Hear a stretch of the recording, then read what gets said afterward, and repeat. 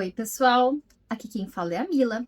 E hoje eu quero falar um pouquinho sobre The Last of Us Parte 2, que eu finalizei, e sobre as minhas últimas leituras. Então vou começar por The Last of Us Parte 2, como vocês podem ver, está passando aqui. E eu deixei passando uma das minhas partes favoritas do jogo, que é a memória da Ellie com o Joel, quando a Ellie ainda tá um pouquinho pequenininha, e eles vão lá pro museu e fazem uma conexão entre eles. A gente descobre que a Ellie sabe nadar, coisa que ela não sabia no jogo 1, né? Então é muito legal ter essa progressão do jogo e ver o que aconteceu nesse período entre os dois jogos. Então vamos lá. O que aconteceu? Eu rejoguei The Last of Us Parte 2, só que eu rejoguei em ordem cronológica. Saiu uma nova opção no jogo em que você poderia escolher jogar o jogo normal ou em ordem cronológica. Porque, pra quem não sabe, o jogo ele é completamente não linear. Então as coisas não estão acontecendo ao mesmo tempo conforme elas acontecem na história. E aí surgiu esse modo de ordem cronológica e uma amiga tinha comentado, eu falei, vamos testar.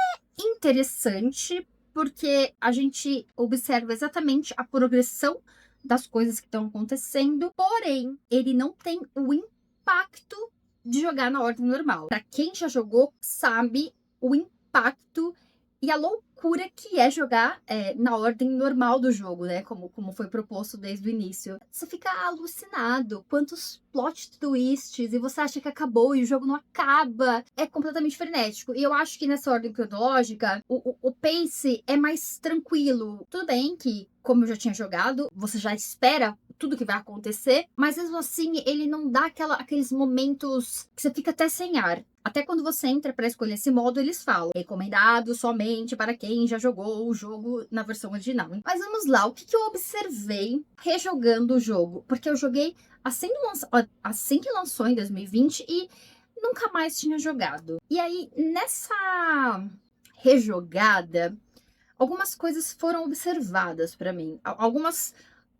Algumas coisas talvez tenham mudado na minha percepção, tanto sobre a Abby quanto a Ellie, e uma coisa que me pegou muito também foi o final. Mas vamos em partes. Uma coisa que eu senti muito jogando novamente é a violência do jogo. Nossa, ele é extremamente violento. Tudo bem, eu tinha sentido isso da primeira vez, mas dessa vez parece que foi muito mais impactante pra mim. Nossa, acho que eu sofri muito mais com as cenas de violência do que da primeira vez. Agora falando sobre a Abby e a Ellie. A Ellie é um caso que me deixa assim um pouco nervosa. Quando a gente joga o primeiro The Last of Us, a Ellie é a coisa mais fofa. Você se encanta por ela, você se apega a ela, ainda mais ela e o Joe. A dinâmica dos dois é muito legal. Só que a gente não tem essa dinâmica no 2 porque o Joe morre. Aí a gente vai ter uma Ellie adolescente com muita raiva pelo que aconteceu e querendo vingança. É essa Ellie que a gente tem. A gente não tem mais a menina fofinha que tava descobrindo as coisas e tinha a esperança de ser a cura do mundo. Pra mim, a Ellie toma muitas decisões erradas ao longo do jogo inteiro. Além de, por ela ser uma adolescente, eu acho que talvez justifique o fato de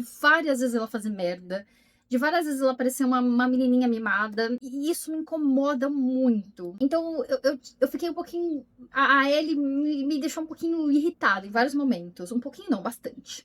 Aí tem uma cena em específico que é quase pro final do jogo, quando o Jesse aparece. Eles estão juntos lá e aí o Jesse fala, nossa, vamos atrás do Tommy, né? Eles meio que descobrem pra onde o Tommy tá indo. Aí ele fala, mas a Abby tá lá no aquário, a gente precisa ir pro aquário. Aí o Jesse fica puto com ela e ele vai atrás do Tommy e a Ellie decide ir atrás da Abby. É um momento em que definitivamente acabou, sabe? É onde as coisas iam dar errado completamente e não tinha mais como voltar atrás. Pra mim esse foi um ponto-chave. Foi uma das coisas que eu senti jogando de novo. Agora, em relação a Abby, eu gosto muito de personagens que tem um arco de redenção. À toa que eu sempre dou o exemplo mais emblemático e meu favorito, que é o Zuko no Avatar. Eu acho que é o exemplo mais incrível de um personagem que tem, né, o arco da redenção e se torna uma pessoa muito legal, que você adora. Nossa, é impossível você assistir Avatar e não gostar do Zuko. Se você não gosta, você assistiu errado. Brincadeira. A Abby, ela também passa por esse arco de redenção. A gente tem muita raiva, claro, né, que ela matou o nosso querido Joel, mas ela encontra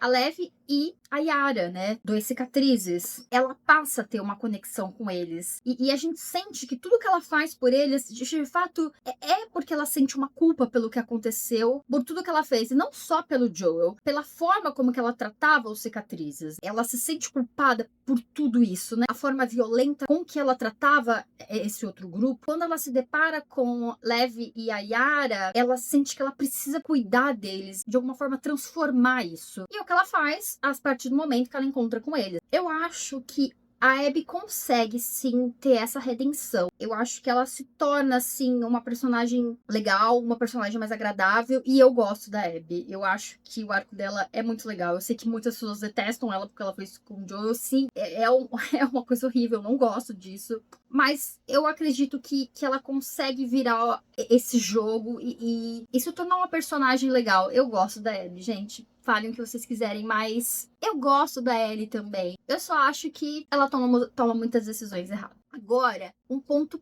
muito crucial pra mim é o final. Tava conversando com um amigo esses dias e a gente até tava discutindo sobre isso. E eu acho que um ponto do final é o seguinte. A Ellie fez de tudo pra matar a Abby. Era o objetivo primário dela. Eu vou matar a Abby. Eu vou caçar essa mulher, seja onde ela estiver. Aí chega naquela parte final do jogo, não sei, as últimas 1 hora, 2 horas. Aquele momento em que a Abby e Lev são pegos pelos cascavéis. Assim, já começa que eu odeio esse final. Eu acho ele horrível.